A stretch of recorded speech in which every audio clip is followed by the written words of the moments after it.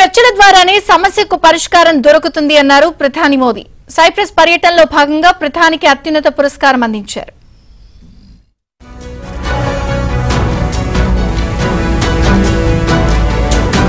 ప్రధాని మోదీ సైప్రస్ పర్యటనలో ఉన్నారు. 2 పర్యటనల నిమిత్తం ఆదివారం సైప్రస్ చేరుకున్న మోదీకి సైప్రస్ అధ్యక్షుడు నికోస్ క్రిస్టోడోలైడ్స్ స్వాగతం పలికారు. అనంతరం సైప్రస్ లో ఉన్న ప్రవాస భారతీయులతో మోదీ సమావేశం నిర్వహించారు.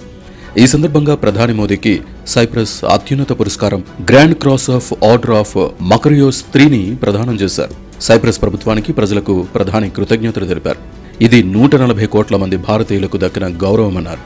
2 దేశాల సంస్కృతి, సోదరభావం, వసుదైవ కుటుంబం భావనకు ప్రతీక అని చెప్పారు. ఈ అవార్డును ఇరు దేశాల మధ్య ఉన్న స్నేహానికి అంకితం చేస్తున్నట్లు ప్రకటించారు.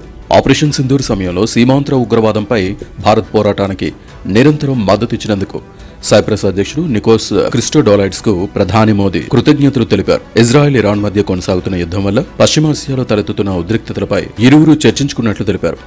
పశ్చిమాసియా, యూరోప్లో కొనసాగుతున్న సంఘర్షణలపై ఆందోళన వ్యక్తం చేశారు.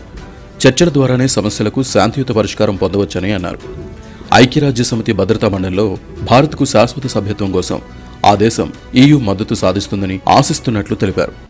सिक्योरिटी काउंसिल में भारत की स्थायी सदस्यता का समर्थन करने के लिए हम आपके आभारी हैं।